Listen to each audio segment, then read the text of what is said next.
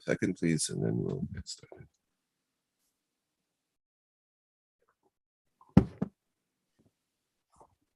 Okay, so I want to talk about what we are seeing a little bit in the world and how it relates to Purim a little bit. As usual, I guess, like the past few shiurim like this have been, there's like going to be a lot of sort of thoughts that I'm having coming up along the way, because we're living in a very confusing time. I feel like these past few years have been, I don't know, maybe since World War II, just like the most confusing time period that I am aware of historically speaking. First with COVID and everything that COVID brought up and how it affected so many parts of the world in ways that people really were not expecting. And now all of a sudden, like mamash within a few weeks, we went from not being able to locate Ukraine on a map to being in a place that like we're literally closer to, and I don't mean this in any sort of an alarmist way, and I don't really think that anything terrible, Khalila, is going to happen. And at the same time, we are like actually closer to a nuclear confrontation than at any point in my life. I was born in the 70s. The Cold War was still happening. It was after the Cuban Missile Crisis, which was the closest, I think, that we ever came to an actual nuclear engagement in the world. Very, very close back then. But in my lifetime, it's never, ever been any sort of realistic scenario that could lead to anybody actually using a nuclear weapon. And all of a sudden, here we are in 2022, and the president of Russia has explicitly threatened the use of nuclear attacks, which is, like I said, that's the first time in my lifetime that anybody has made a threat like that in any real way. Trump said all sorts of things, but didn't mean it, right? But this is, Vladimir Putin said this week that he's getting his country to a state of readiness, whatever that level is, the second to highest level, which includes a readying of their nuclear arsenal in response to the very threatening tone and the crippling sanctions of the West. So, meaning America and the other countries are talking very tough, and they're making these very strong sanctions. And as a response, Russia says, well, we're getting our nuclear bombs ready. So it's really very, very tense, something, like I said, like uncharted territory. And it's very confusing. It's very confusing and strange. And like nobody seems to know, why exactly this is happening. What exactly does he want? What, where is this coming from? And while there's, tons to talk about and tons of reasons that, and things that have led up to this and wrong steps and mistakes that NATO has made over the years and everything that has contributed to this. But Lamaisa, right now, we find ourselves in a very, very difficult situation. And, a few things about this that I want to comment on. So, first of all, there are a lot of Jews in Ukraine, many, many tens of thousands of Jews. And obviously, our first and foremost, our concern has to be for them. I'm sure that many of you have seen that there's different people collecting, different organizations collecting money and philos and anything. So that's one thing we really have to not be callous. We have to realize that there is a war going on in the world that is affecting Jewish people. I was with Rav Asher Weiss last week. As many of you know, I'm very, very close with Rav Asher Weiss, and I drive him quite frequently. I have a big chus. And last week on Friday, I was driving him, and I was with him in the car when he was on the phone with the Rav of Ukraine, the Rav of Odessa, who's got a whole community over there. And there were mamish, I was like sitting next to Rav Asher Weiss, who was giving the Rav instructions about what to do, getting on a bus on Shabbos, because they were going to be evacuating the city. Literally the halachos of getting on a bus and what to do when you get to the bus stop and the train station and, all of these things. There are Jewish people right now that are, refugees and suffering. And that's number one, that we have to really, be there with them and recognize that even though life is going on for us, there's like the real tsar going on right now in the world for people. and we have to be conscious of that.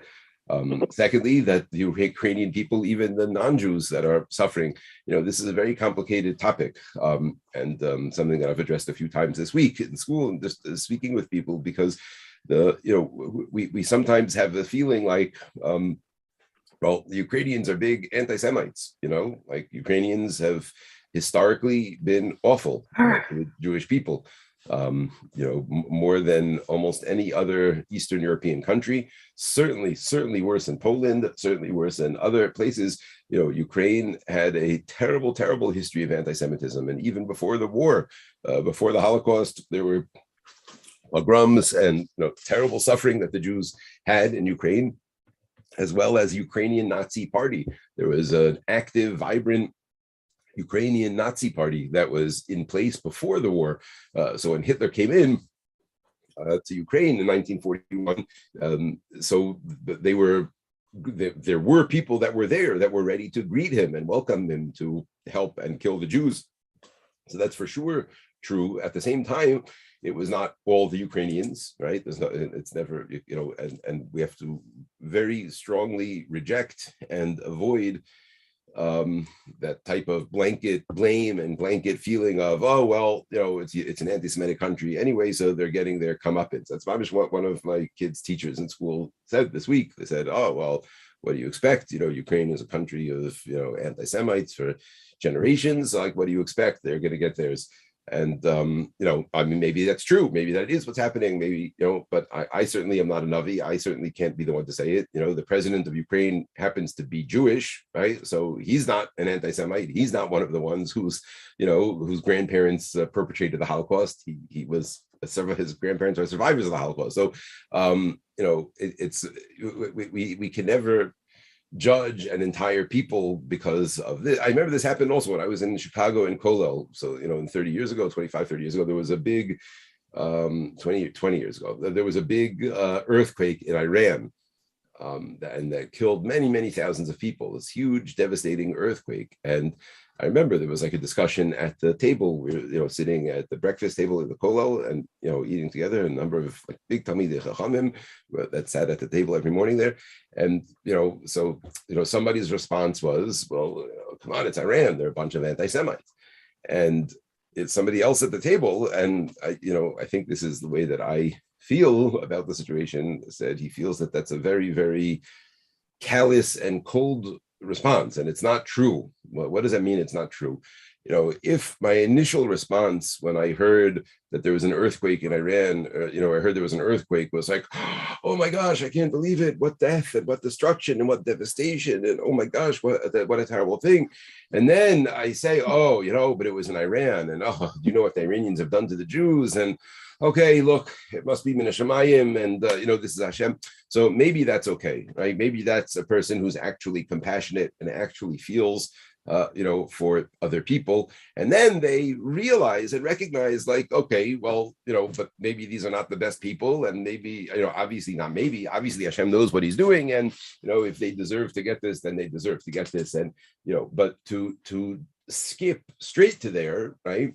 So that's just using my frumkeit as like an excuse for my awful midos. You know what I mean? If I don't first feel for the people and then have to get over that feeling by reminding myself that they're anti-Semites, so then I'm just callous, that I just don't care. I really don't care about human suffering, and I'm just trying to excuse my lack of caring with some frum idea, right? But I'm not really that frum at all. You understand what I'm saying? I think, right? So I feel it's like the same thing over here, like, yes, maybe it is that these are terrible, evil people, and that mother with the daughter and all those, viral videos that are going around. Yeah, maybe they're evil anti-Semites. And I want you to know that this is crazy.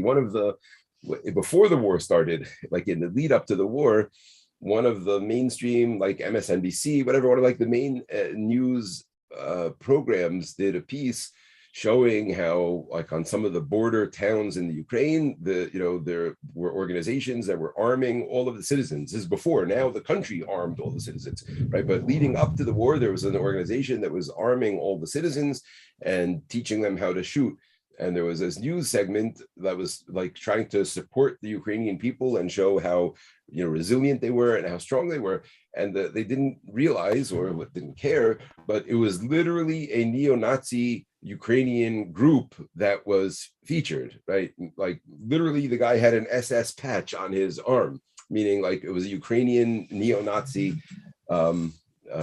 fascist group that's standing up against not Stalin, but against Russia and against Putin, and it's training its villagers. But meanwhile, these guys are the bad guys. You know what I mean? Like if we were to choose again, like Putin's no tzaddik, but if I were to choose between Putin and neo-Nazis, I think I would choose Russia.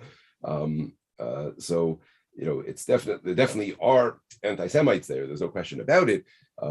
However, I think that is a callous way of hiding from my bad midos, right? When I just have a knee-jerk reaction and say, oh, well, it's an anti-Semitic place, so therefore we don't need to care about them. So I think that is wrong. I think, again, for two reasons. Number one, they're not all anti-Semites, right? They're not all that, right? There are many of them that are Jewish. There's many of them that are even if their great grandparents or grandparents were in the war and against the Jews, it doesn't mean that they are. I think that's a very important point to be aware of as well. Okay, now.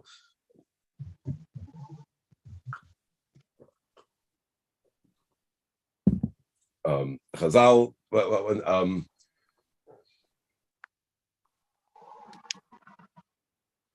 Okay, so that's point number one, right? That we're in it's very confusing. It's very hard to know what's going to happen. I just got off, those of you who maybe came on a little bit early, I just got off of a call with parents from this year's girls, and I made a meeting with them 15 minutes before this so that I could speak with them, because we're planning the Poland trip, which is in a few weeks, by the end of this month, and we're planning on going. Some girls that are here on this call are going to be there, and people are nervous. People are nervous about traveling to Poland because it's on the border with Ukraine, and it's understandable.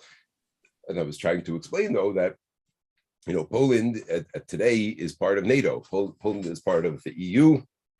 It's part of NATO. It's a part of the West. And if a bomb would fall on Poland, that would be like exactly the same thing as a bomb falling, Khalilah, on London.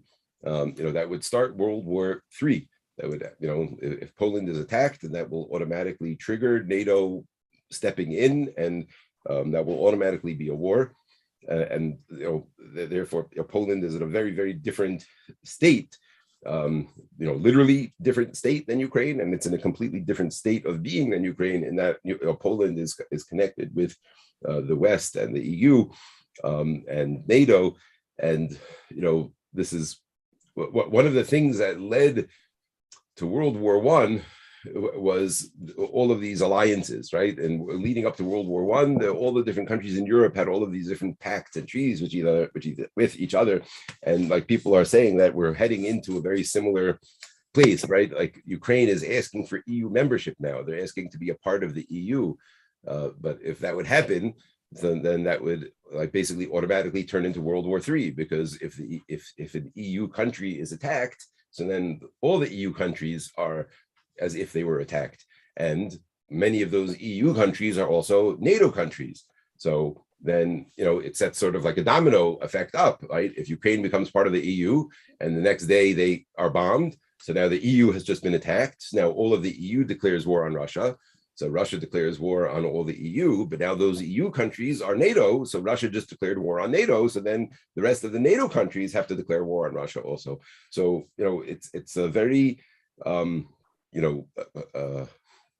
it's a type of situation that we hope it's going to just stay in Ukraine. We hope it's just going to be over there. They're going to fight, and it'll come to some sort of a deadlock, and who knows what's going to be. But Khalilah, what we don't want to see is to see this war expand anywhere out of Ukraine, because like all the other countries that are there are NATO countries, and that would trigger a much bigger conflict, and that's something that we really don't want to don't want to see. And like I said, in response to all of this, Putin has already actually threatened to use nuclear bombs, which is wild.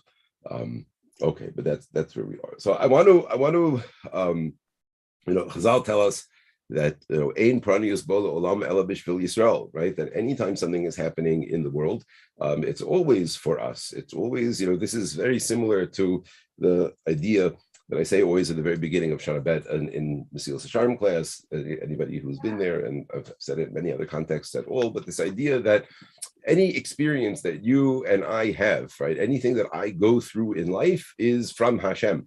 Right? There's no such thing as just a stam experience. There's no such thing as just like stam, something that I heard about and something I read or something I know. Right? Anything that I experience is from Hashem, right? And there's a reason for it. If I'm hearing about this, if I'm learning about it, so then there's a reason. There's something that I'm supposed to be absorbing from this situation. Otherwise, I wouldn't be hearing about it, right? That's how we believe we go through life. That everything that we face is somehow an asayon, like Mesilas Yesharim says, right? Good things, the hard things, and Chazal tell us this on a global scale as well. Ein peranios ba'ala olam ela b'shvil Yisrael. That even when things happen in the world that seem totally unrelated, right? They seem totally nothing. An earthquake in Iran, right? Or a plane that crashes or disappears, or all different things that we just hear about that happen in the world. So Chazal tell us this, that ein pranius ba ela b'shvil Yisrael, right? So what does that mean? Obviously, if the guy this is happening to that country or those people, so this is happening to them, so then they deserve it. Hashem is not just like using them as an example for us, right? Obviously, there's a din and a cheshbon, and Hashem's judgment is perfect. And at the same time, just like we were saying about an individual, if something is happening in the world that's affecting the world, so it's for us to notice it. It's for us to realize it. We're the point of what the world is doing over here and how and why the world is running. So if there's a major upheaval that's happening in the world, that has to be about us. It has to affect us. It has to be something that we have to look into and see something there. So, right, that's again why we can't look at a situation like this and just say, oh, look, it's just a bunch of goyim, fighting each other. What has it got to do with me? It doesn't work that way. If there's goyim fighting each other on the world stage, first of all, this directly affects Jews, and even if it wouldn't directly affect Jews, the fact that Hashem is having this happen and be a part of my experience, right? So there's something here for me. There's something here for us, right? For Klal Yisrael. They're so cute. Now, obviously, we don't know where this is all going to lead, right? And we, this could very well be leading step by step somewhere that we're still in the process of. We were talking about this a little bit in school last night. I don't, I think obviously we have to daven and be mitchazek, but I don't think we should be scared. I don't think it's the right thing for us to be afraid, to be scared. Why? Because I think that we're the good guys, right? We're like on the good team. Chazal tell us very clearly, right? Ma yasok ba'adam. No, I'm sorry.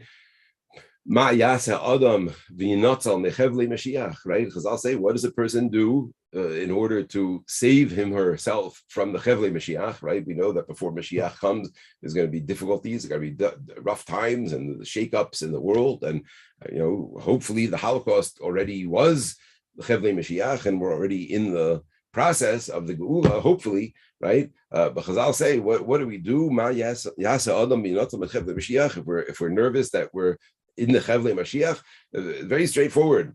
Yasok b'Torah u'maisim tovim. That's what I'll say. Do Torah, learn Torah, and do mitzvos. That's what you do, right? If we're afraid that we're entering into Chevle Mashiach, we're afraid that we're entering into the time where Mashiach is coming and the world is gonna lead to that. So we're afraid. So keep the Torah. That's all we have to do. Yeah. So there's no other. I said last night. Okay, so ladies, what do you think? What does Chazal say? Somebody says, Shalosh Chodesh and do this and do that. Well, just be a good Jew. Just keep the Torah. Shalosh Chodesh is included, and tzedakah is included, and everything else is included. But that's all it says, Chazal, right? Yaso Torah u'maisim tovim. So I would like to think, I would like to think that you and I, who are here taking our time to learn Torah and try to better ourselves, we are Bezrat Hashem. I hope I daven, right? But we are for sure in the group of people who are being osek in Torah and Maisim Tovim. Right? Obviously, we can't be complacent about that. We have to keep on hanging on very tight.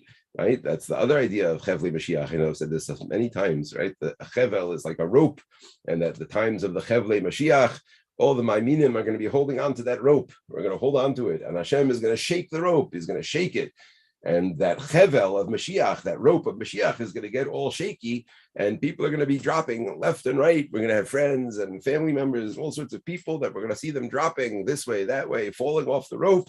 Right, and that's just got to hang on. Hashem just wants us to hang on. There's nothing else but hanging on. All we got to do is hang on to that rope, hang on to the chevel, to make it through those chevlei Mashiach. So, if this is somehow, moving us ahead, and part of all the kids in school here in Israel in the Chadarim are sure that this is Gog Magog. They're all convinced. They have all of the different proofs that Russia and Putin is Gog and Magog, and this is all the different things, that this is for sure the end of the world, and they're all super excited. All the Cheder boys, every day they come back with like a new pasuk or a new thing that shows how this is like leading to the Mashiach coming.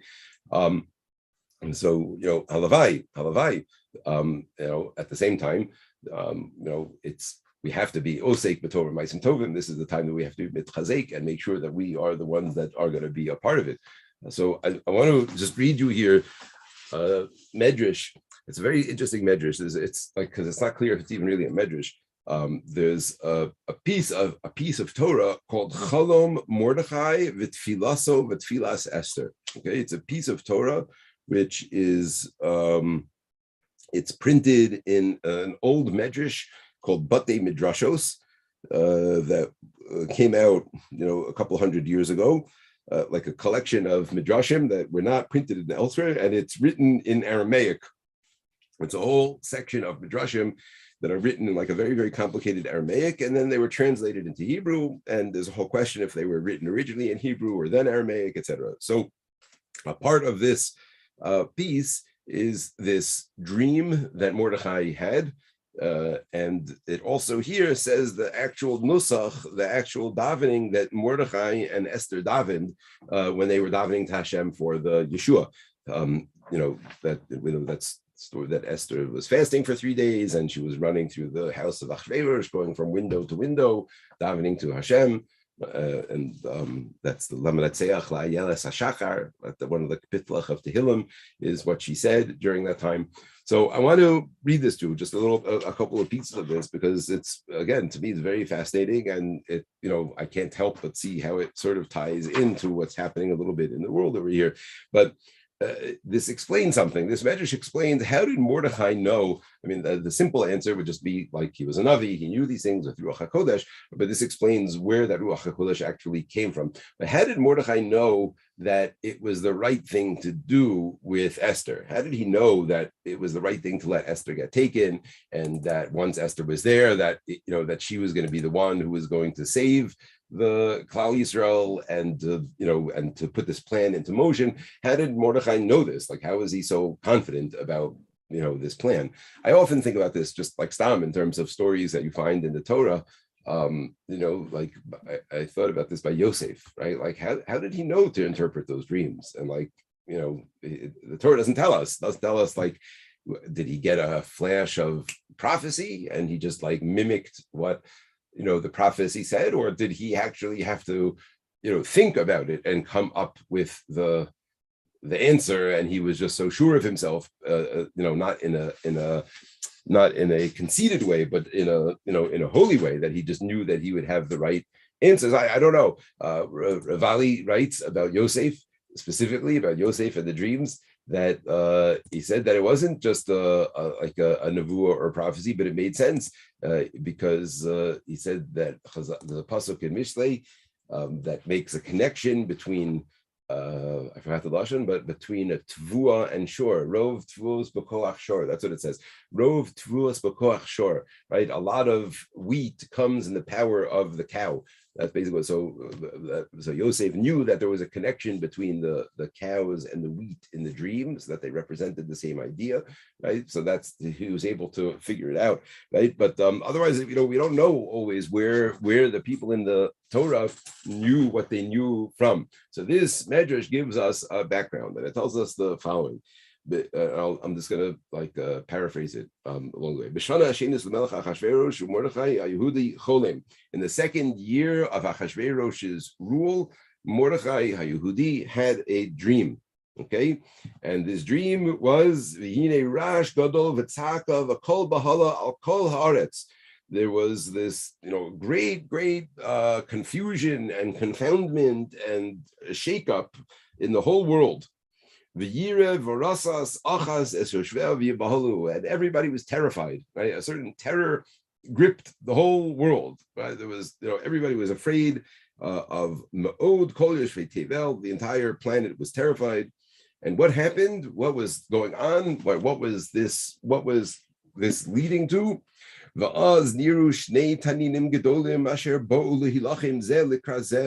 And then emerged two taninim, two serpents, right? Two gigantic, snakes, two big sea creatures or something like that. Asher bo lilachim zelekrazeh, they came to battle one with the other. V'yismohu kol ame aretz, the kol rigashtam, and the whole planet was shaken by their clash, right? So Mordechai has this dream that the whole world is shaking and off balance, because there's this epic battle taking place between these two massive serpents, okay, these two gigantic evil forces. And between these two gigantic serpents is this tiny little nation. And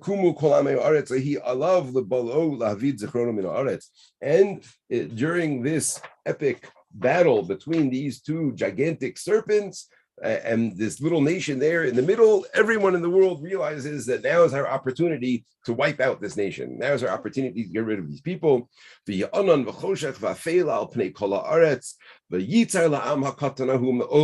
And there was darkness, and evil befell the whole land. And this little nation had terrible tsaros. And they cried out to Hashem. And these two serpents are fighting with each other in incredible cruelty. And there's they're not differentiating. There's just mass killing going on. Is a terrible situation. Mordechai over and then all of a sudden there's this stream that comes in between them, and it gets bigger and bigger and bigger, and it floods the land, and then the Vayizrach Hashemesh, and then the sun comes out, and then this little nation grows, and everybody recognizes this nation rises up, but Tishkot Kol Haaretz, and everything then is quiet. And then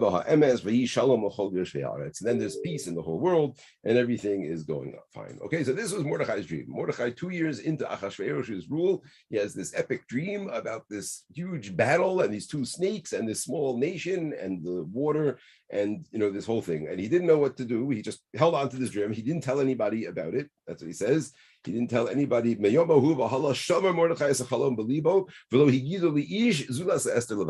tell anybody about this except for Esther. He wouldn't tell anybody until he saw what was happening. Once he saw the decree and he saw the Gzeira that was on Klal Yisrael, and then he realized that this is what the dream was representing. Right? The dream was representing, I'm not sure, it doesn't explain what the battle was, which is interesting. It doesn't explain what the battle was between these two snakes, right? But then it tells us what the tefillah was that Mordechai davened to Hashem, and said to save Klal Yisrael, and then he sent in Esther, and then it tells us Esther's tefillah also, how Esther davens to Hashem as well for this. So I was looking at this medrash and looking through the tefillos, and I don't know, I like I said, I don't nobody knows where anything is going in the world. Nobody knows where the future will bring, and certainly right now, nothing looks like it has to do with Klal Yisrael. Thankfully, Baruch Hashem, right? Like it's not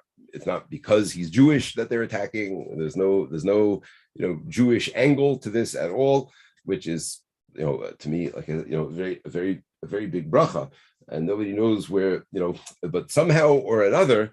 Right, like in Mordechai's dream, somehow or another, it always ends up being when there are these big world events and big things that happen, that Klal Yisrael somehow ends up in the middle, right? So somehow Klal Yisrael ends up getting stuck in the middle, and somehow it ends up being about Klal Yisrael. Now, Mordechai has this dream, which it's not just about. He says the Medrash, says at the end that this is not just about the salvation of the Jews from Haman. He darshens up the pasuk. It's also talking about Chevlei Mashiach. That this whole story of the small nation and the two snakes. It's not that the story happened in times of Mordechai and Esther. The story is still happening, right? The process of these two snakes battling and this small nation being picked on and eventually becoming elevated is still going on. And the tefillos that Mordechai and Esther had are still until today, davening that the schus from their tefillos should carry through and carry us through the Chevlei Mashiach, as well, just as it carried through them through their tzaros.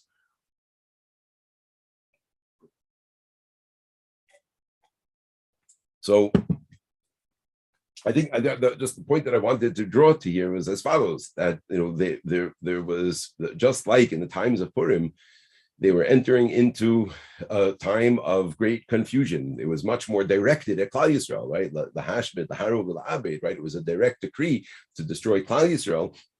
And the confusion was much more clearly defined and directed at them, and therefore they responded with the fasting and with the tefillos, and that's what the whole Tainus Esther, the day of Tainus Esther, is the commemoration of the fact that tefillos-based tzara work, a commemoration of the fact that when we go through tzaros that Hashem puts us through and we do tshuva and daven, so Hashem saves us, right? That's why we know Tainus Esther is a happy day. It's not a sad fast day. I make this point every year that a regular fast day, all of the fast days are sad.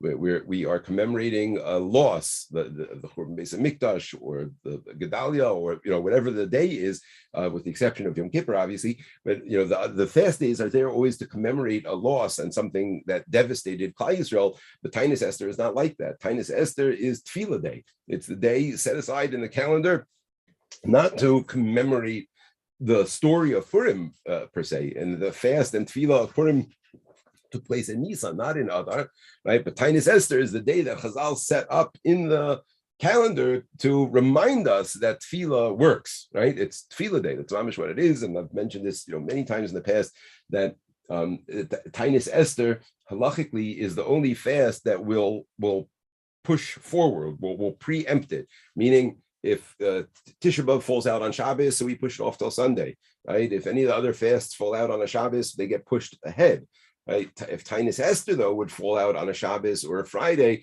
so we don't push it ahead, we push it up, right? We put it, behind, I don't know how you say it, right? But we push it earlier, meaning that we will never fast Tainus Esther on a Friday, we'll fast it on a Thursday instead. So the Tur asked, why did Chazal set it up this way? Why didn't we fast on a Friday? We do have a fast on a Friday. We Asar B'Teves every few years falls out on a Friday. I think this year even it was that if you break the fast making Kiddush on Friday night. So what's wrong with having Tainus Esther be on a Friday? And the Tur writes something unbelievable. He says because the people recognize the power of the day, they recognize the importance of the day, and people would not get ready for Shabbos. That's what the Tur says. If Chazal would have left Tainus Esther on Friday, the Chazal was Chas on Shabbos, right? If people would take so much advantage of the day, they would be davening, they wouldn't get ready for Shabbos, right? So Tainus Esther won't be on a Friday, we'll push it up to Thursday to make sure that, right? And it's crazy because, of all the fast days, Tiny Esther is usually the one that people are like really busy with their Purim costumes and the Shalach Manos and like, all of those things.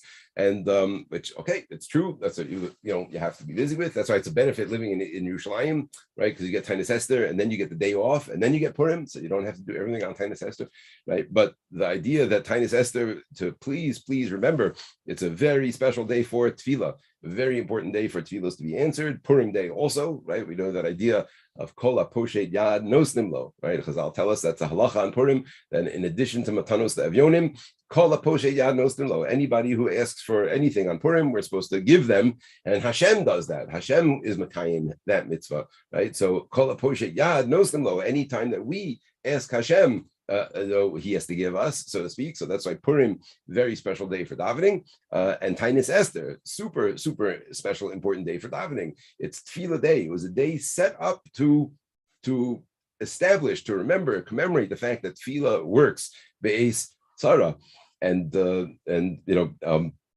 so these tefillos that Mordechai and Esther composed. You can probably find it online. I don't know. Look, if you look online, if you could see if you could find it. The Chalom Mordechai v'Tfilas Esther. It's really beautiful tefillos. And so they said these tefillos in this state of confusion, and Mordechai, with his tefillah, having in mind this dream. And the fact that this dream and the epic battle of the dream is still going on for generations, from the times of Mordechai up until today, and that the tefillos and the mitzvos and the schusim are here to protect us until today, right, from these very confusing times, right? We know Amalek is the semel of confusion, right? Amalek thrives on confusion. Amalek thrives on the lack of clarity. The lack of MS, the lack of sharp, clear truth. That's where Amalek thrives, when there's confusion and there's difficulty, and the antidote, right, is through Yasov B'Torah Ma'asim Tovim, to operate with the clarity of the Torah, operate with the clarity of fulfilling the mitzvahs and the Torah the way that we know that we have to. What have I said? I've said a number of different things. Let me try to sum up a little bit my disjointed thoughts over here. Let's work backwards. So where the idea of confusing times, of difficult and confusing times, that itself is a nisayon, right? There's a challenge that we are being put through right now. I thought it was, really with COVID, but I see that Hashem is not finished yet, and the challenge is intensifying, and the confusion is intensifying, and we're now in a state where nobody really knows exactly what's going to happen next, and maybe Putin thinks he knows, but it's the world is in a very, very confusing place. And we have to recognize that when Hashem brings confusion into the world, it's not stam, it's not just okay, let's see where this goes, but it's for us. There's a message here, there's a lesson here that we're supposed to be taking, that Mordechai has this intergenerational dream of these two forces of evil that are going to be battling it out, and somehow Klal Yisrael is going to be in the middle of that, and we have to daven that if that's where we are and experiencing, that we are protected, and that we're going to be kept safe through this process, if we are indeed in the process of the Chevlei Mashiach. And then we spoke just in general about our attitudes towards the Ukrainian people, towards Ukraine in general, to when Puranos happen in the world and happen to non-Jews, and how we're supposed to relate to that and feel about that, and also relating to the Jews that are there, to make sure that we are not forgetting about them, not in our tefillos. If we have the ability to send any financial support or any help, it's something definitely that one should use meiser money or spend money on. And we should daven, Hashem should send us clarity, Bekarov, and let us be able to see where this is all leading us. And where's Hashem? Okay. Any questions? You can unmute yourself and question.